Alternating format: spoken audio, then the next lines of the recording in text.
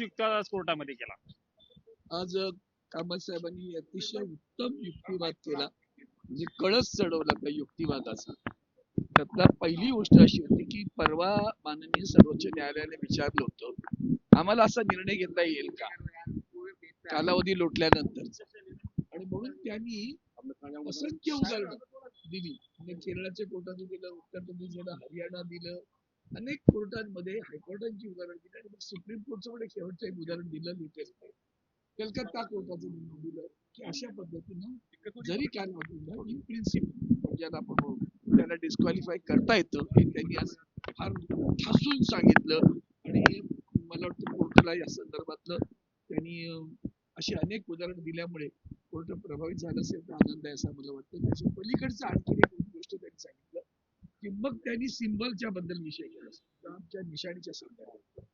आणि मग निशाणीच्या संदर्भात तुम्हाला मला वाटतं मी पण अनेकदा बोललोय की पक्ष आणखीन हा सतत विषय येतोय, लेजिस्लेटिव्ह पार्टी आणि पॉलिटिकल पार्टी. आणि या संदर्भात त्यांनी शेवटी उदाहरण दिलं, माझ्यासोबतचा माणूस जर गेला तर तो पक्षाचा मुख्य होऊ शकतो का, आणि जर तुम्हाला पक्षांतर्गत त्यांनी हा वाद घातला असं आणि मागणी केली आणि त्याला तर तिथं संविधानात्मक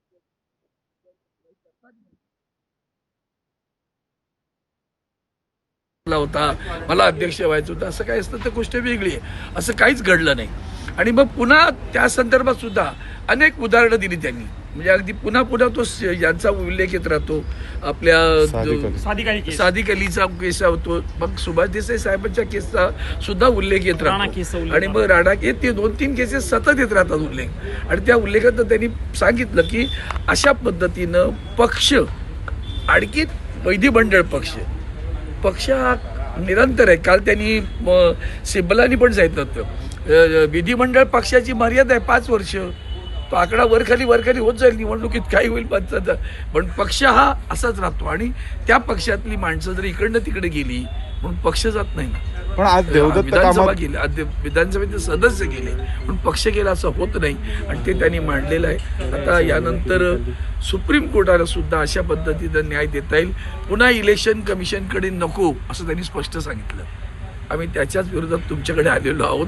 इलेक्शन कमिशनकडे पुन्हा कुठे चुकून जर विचार आला आमदार अपात्रतेच्या प्रकरणात तू तिकडे पाठवू नये, असा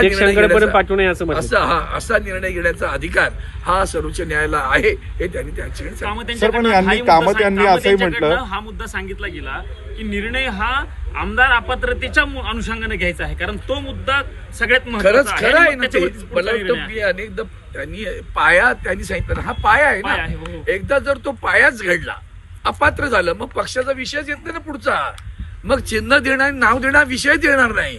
म्हणून ते अपात्र व्हायला हवेत, आणि ते अपात्र करू शकता. त्यांनी सगळे उदाहरण जे सगळं सांगितलेलं आहे, आणि अपेक्षा आहे कोर्टाकडनं बघू आपण त्यांनी युक्तिवाद करत असताना असंही म्हटलं की जर तुम्ही फक्त विधिमंडळ पक्षाच्या आधारावर किंवा आमदारांच्या संख्येवर ठरवता, तर जेव्हा तुम्ही युतीमध्ये लढता तेव्हा मिळणारी मतं मित्र पक्षाची. त्यांनी केला ना युक्तिवाद केला की मिळणारी मतं कोणत्या पक्षाची आहेत कसं कळणार तुम्हाला, हाही एक युक्तिवाद त्यांनी त्यावेळेला केलेला आहे. आणि ते स्पष्ट आहे ना. म्हणजे जर तुम्ही असं कारण इलेक्शन कमिशनच्या डोक्यात काहीतरी त्यावेळेला आलं होतं की एवढे आमदार आहेत म्हणून म्हणजे एवढी मतं आहेत, तर ही मतदार हा काही पक्षाचा कार्यकर्ता नसतो ना, तो पक्षाला मतं, आणि ते युतीत लढलेले असतात, तेव्हा ती मतं कोणाची हे ग्राह्य धरता येणार नाही असं त्यांनी त्यावेळेला सांगितलेलं आहे. आज क्या हुआ? आप जानते हो कि आज भी हमारे वकील माननीय देवदत्त कामत जी ने प्रभावित ढंग से माननीय सर्वोच्च न्यायालय के सामने अपनी बाजू रखी और कहा कि पहले तो उन्होंने बात की कि कल परसों में आप जानते हो कि माननीय सर्वोच्च न्यायालय की इस तरह से अभी निर्णय देने का दे सकते हैं कि अभी दे सकते हैं क्या, तो उन्होंने कहा क्योंकि उनके समझ में था कि ये तो काल मर्यादा हो गया, वो तो उस वक्त थे, अभी क्या कर रहे हैं, उनको एकेडमिक हो गया, तो उन्होंने कहा कि नहीं ऐसे दे सकते हैं। और इतने उदाहरण दे दिए उन्होंने, लिखित में तो बहुत ज्यादा लिखा।